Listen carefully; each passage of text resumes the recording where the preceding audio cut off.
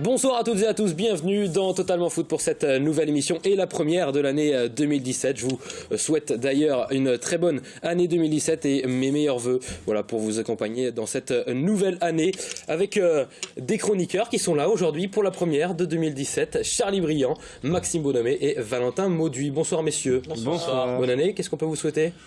De la réussite. Partout, de la réussite. Dans tous les domaines. Allez. Une montée pour Saturnin peut-être. Des buts pour Charlie Briand. Peut-être. Qui sait. On parle d'objectif, pas de rêve non plus. Je plaisante bien sûr. Qu'est-ce qu'on peut vous souhaiter, Maxime Bonhomé, vous ? Qu'on soit payé dans cette émission. Il faudra attendre peut-être. Valentin Mauduit. Trouver un travail, tant qu'à faire, je sors des études, donc maintenant faut... En journalisme. Exactement. Parce que vous avez une licence en journalisme. Tout à fait. Avec notre invité exceptionnel, encore une fois cette semaine, c'est Anthony Deroire. Bonsoir. Bonsoir. Bonne année, meilleurs vœux. Merci à vous. Qu'est-ce qu'on peut vous souhaiter pour 2017 ? La réussite dans le foot, trouver un bon projet pour la fin de saison, mais surtout la santé pour ma famille et mes proches. Et voilà, c'est le plus important. Le mot, aussi. il est juste. Il est beau. Anthony Deroire, vous avez passé les fêtes, pas trop d'excès ? Non, on mange un petit peu. Après, c'est important de continuer à courir, à s'entretenir, donc faut pas lâcher dans ce domaine, sinon c'est un peu plus compliqué à la reprise. Mais sinon, ça fait du bien de couper un petit peu du foot parce que les saisons sont longues et là, on va rattaquer pour 6 mois très longs et très intenses. Donc, c'est aussi important de couper et de profiter de la famille. Quand on est joueur comme vous, justement, de haut niveau, il faut couper, il faut débrancher le cerveau ou il faut aussi penser à aller courir, comme vous le dites, et c'est important de ne pas trop prendre de poids, par exemple, durant les fêtes ? Oui, c'est très important et on a un suivi au niveau du foot, donc il faut s'entretenir, aller courir. Moi, je joue aussi un peu à la salle de muscu, donc c'est important, mais aussi il faut bien couper du foot, profiter, se vider la tête avec la famille, parce qu'on les voit pas souvent dans l'année, donc c'est important. Qu'est-ce que vous pensez, messieurs ? Quel est le secret pour éviter de prendre trop de poids durant les fêtes, Charlie Briand ? Est-ce que vous avez fait des... Je sais pas si je suis un très bon exemple. mais non, c'est vrai que comme il dit, il faut essayer de garder un rythme un minimum de course. Pour ceux qui vont à la salle, essayer d'aller à la salle de muscu par exemple. Transpirer après les fêtes ? Transpirer un peu, faire un peu attention un minimum à ce qu'on mange parce qu'on peut quand même faire attention malgré les fêtes. Donc voilà, après... Il y a une reprise de deuxième partie de saison, on va dire, qui est aussi très importante, où il faut être assez assidu et il faut vraiment se donner dans le travail, donc c'est là aussi où c'est important, je pense. Parmi les clubs qui ont donné des consignes à leurs joueurs, il y a un club qui a notamment fait le buzz un petit peu, c'est Montpellier, avec Frédéric Hans et Arnaud Cormier, qu'on connaît bien, qui ont demandé à leurs joueurs de ne pas prendre de poids et ils ont instauré une amende pour les joueurs qui prennent du poids. Voilà, 1 euro par gramme pris. Les joueurs ont été pesés avant de partir en vacances et ils seront pesés à leur retour et pour chaque gramme pris 1 euro, voilà, leur sera demandé. 1 kilo, pour vous donner une petite idée, c'est 1000 grammes, donc ça fait 1000 euros l'amende. Qu'est-ce que vous en pensez, Maxime Bonhomé ? Je pense que les joueurs n'ont pas les moyens de payer, donc ça va être compliqué. Non, mais ça peut monter vite. Ah bah c'est oui, bien, c'est bien. Bah oui, c'est sûr. Non, c'est 2 bien, kilos de 1000 euros. Oui, c'est bien vrai. ou pas ? Oui, non, c'est bien. Après, chacun fait comme il le souhaite. Dans le monde professionnel, de toute façon, par exemple, comme là, Montpellier, ils jouent déjà dès ce week-end en Coupe de France, donc ils n'ont pas forcément trop le choix. Il faut qu'ils soient assez affûtés assez rapidement. Donc, oui, c'est une bonne idée. Après, Frédéric Hans est toujours habitué à faire des choses un petit peu extravagantes au moment du retour des fêtes. Après, c'est des professionnels, c'est leur métier. Donc, bon, on peut comprendre qu'il y ait des amendes pour ça. Bon, après... 1000 euros le kilo, ça commence à faire cher. Valentin Mauduit, vous trouvez que c'est une bonne initiative ? Je pense qu'en Ligue 1, c'est obligatoire de rester en forme et de garder surtout cette forme pour la reprise. Après, dans un monde amateur un peu en dessous, il faut faire attention toujours, mais c'est important aussi de couper, comme Anthony Deroire le disait pendant les fêtes.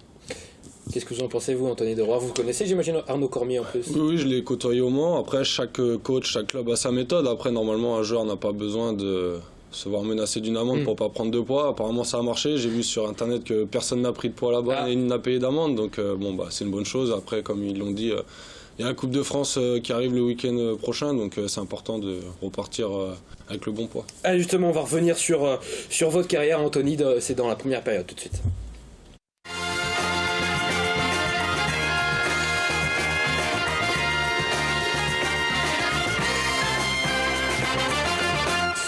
Où est-ce que vous avez commencé le foot, Anthony Deroy? J'ai commencé à Sablé en débutant à l'âge de 5 ans, je crois. Dès débutant directement à Sablé. Donc vous n'avez pas connu autre club que Sablé FC et les clubs qu'on va voir après. Pourquoi avoir choisi le foot justement?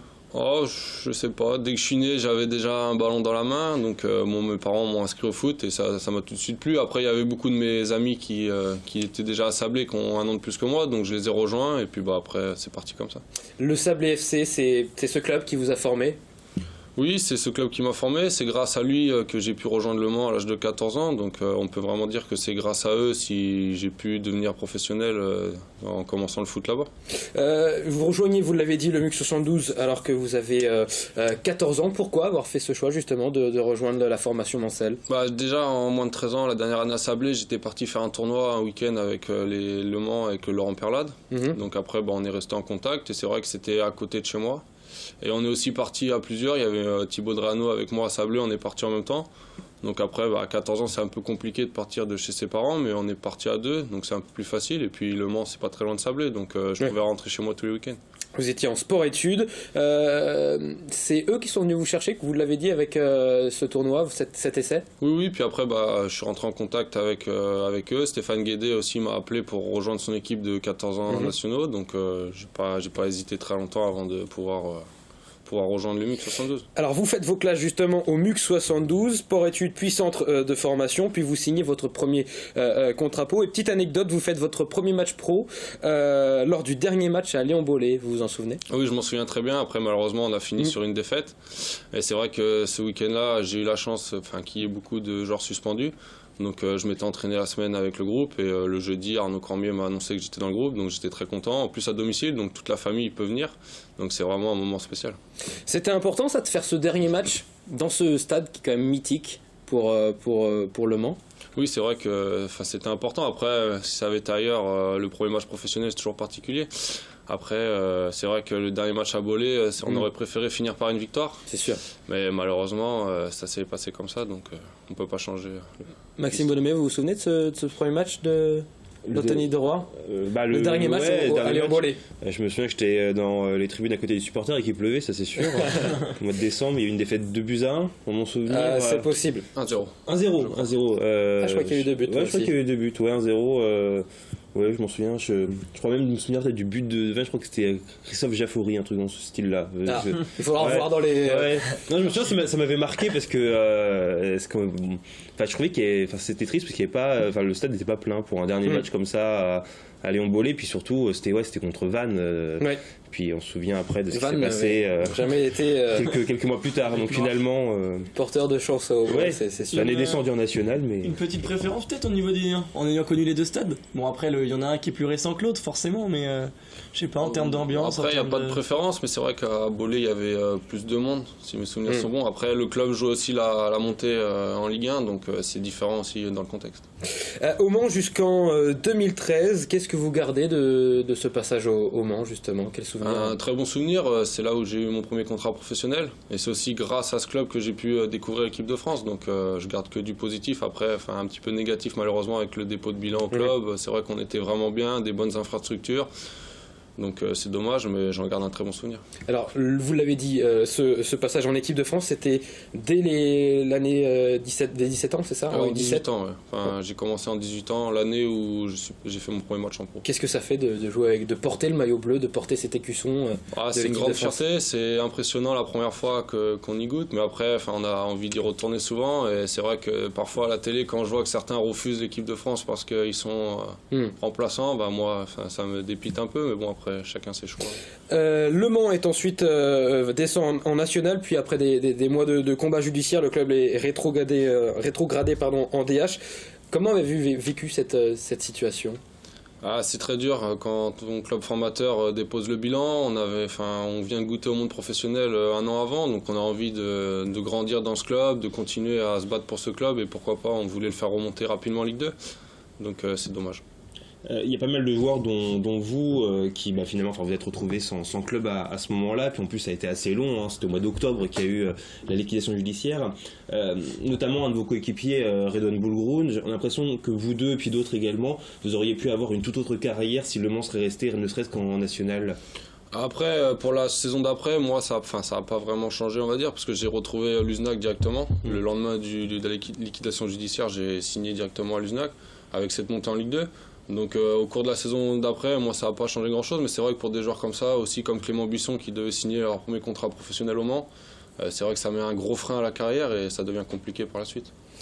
On va regarder justement, en parlant du Mans FC, le classement de CFA2, puisque on est à la trêve, ou presque. Il manque un match pour être à la mi-saison. Le Mans est toujours deuxième à 4 points du leader Saint-Privé Saint-Hilaire. Les deux clubs qui se sont affrontés lors du dernier match de l'année 2016 et ont fait match nul un partout.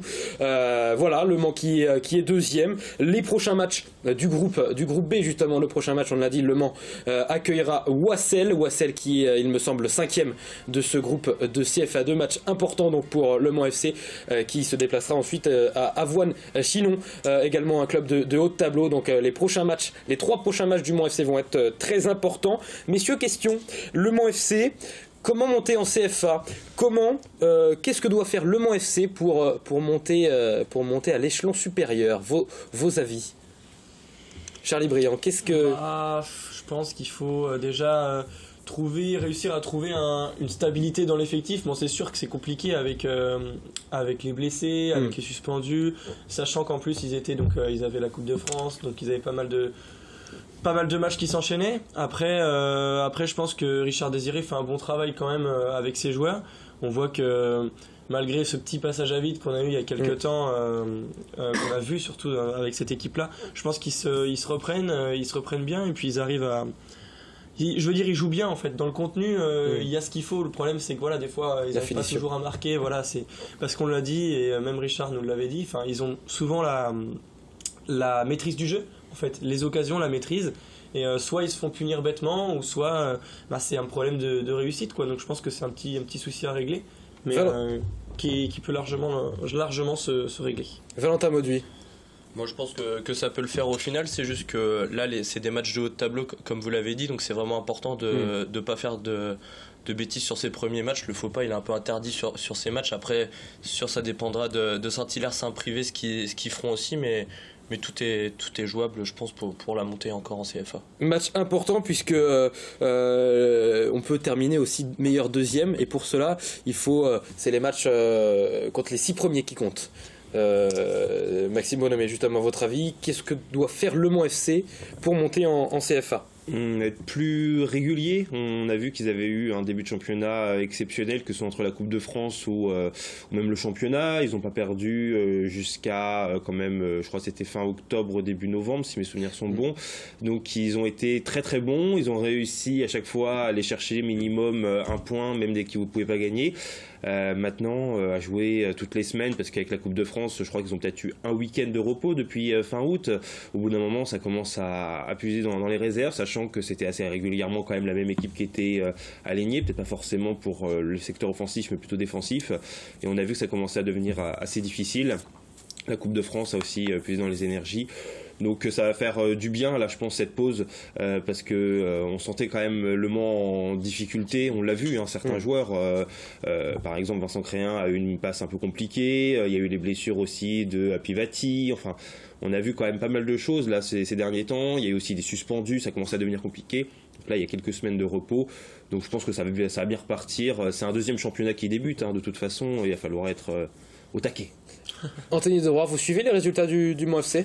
Oui, je suis quand même. C'est quand même le club où j'ai commencé le monde professionnel. Donc c'est vrai que je les suis. Je pense qu'un club comme Le Mans, avec un stade comme ça, n'a rien à faire en CFA2. Après, pour pratiquer le championnat, c'est très compliqué de monter, sachant qu'il n'y a que le premier, voire le meilleur deuxième. Donc c'est compliqué. Il y a les réserves pro en plus qui mettent des bâtons dans les roues au club comme ça. Donc c'est assez compliqué d'accrocher la montée. Avez-vous eu des contacts avec Le Mans FC? Non, pas spécialement. Après, comme je l'ai déjà dit, Sablé m'a tendu la main 2 fois. Donc je m'entends très bien avec le coach. Donc pour moi, c'était logique, si j'avais à signer en CFA2, de signer à Sablé et rendre l'appareil à ce club qui m'a aidé. Quel est votre poste de prédilection? On parle des fois de milieu de terrain, mais on parle aussi d'attaquant, numéro 10. Après, à Luznac, comme moment, j'ai joué en numéro 8, en relayeur. Après, numéro 10 ou attaquant, ça me dérange pas. C'est même mieux pour moi, c'est un plus pour moi de pouvoir jouer à plusieurs postes, donc pas forcément de préférence. Tant que c'est offensif, ça me va. Maxime Bonhomé, vous l'avez vu jouer, quelles sont les qualités d'Anthony de Roy? C'est compliqué de dire en CFA2 parce qu'on voit qu'il est quand même largement au-dessus du niveau, ça y a pas de souci là-dessus. Non, c'est un joueur qui est présent dans la dernière passe, qui est aussi assez imposant quand même, qui va aussi marquer. Enfin, les stats l'année dernière avec le CA Bastia, c'est combien? C'est 7 buts. 7 buts et 6 buts et 4 passes décisives. 6 buts et 4 passes décisives, donc c'est un joueur qui est complet en fait finalement, que ce soit peu importe le poste, en tant que milieu de terrain ou attaquant, et c'est vrai que comme il a dit, c'est une grande force de pouvoir jouer à plusieurs postes comme ça, à la fois meneur de jeu, parce que là Sablé c'est plus dans un poste de meneur de jeu qu'il évolue, mais il peut également jouer avec les deux attaquants, un des deux attaquants devant, donc c'est intéressant. Charlie Briand, vous avez joué cette année contre Anthony de Roy, c'était en Coupe de France. Ouais, c'était en Coupe de France. On se souvient de ce match contre Sablé. Voilà, ça a été une réussite pour nous. Non, ouais, c'est vrai que c'était. Forcément, c'était compliqué. C'était une victoire dans la douleur. De toute façon, au tir au but, c'est jamais. Ça veut bien dire que c'était compliqué. Non, c'est vrai que de toute façon, on sent bien que c'est un joueur qui a un niveau largement supérieur. Donc après physiquement personnellement je l'ai senti donc non, c'est il sûr était sur votre côté en plus. Ouais, oui, c'est pour ça j'en ai quelques souvenirs pas forcément très agréables, mais non, c'est vrai que c'est un joueur assez impressionnant et comme j'ai dit assez imposant, donc forcément c'est de là c'est tout de suite un petit peu plus compliqué quand on fait mon gabarit pour essayer de prendre le ballon, quoi. Sur le côté de Charlie, il avait Anthony, Edwin Coerchi et Emerick Wextin, donc bon, c'est beaucoup pour ça. Que des petits, quoi. Bon messieurs, on va couper le temps d'une courte page de publicité. On se retrouve pour la deuxième période et on parlera encore une fois de Anthony de Roy et l'après Le Mans FC, justement. À tout de suite.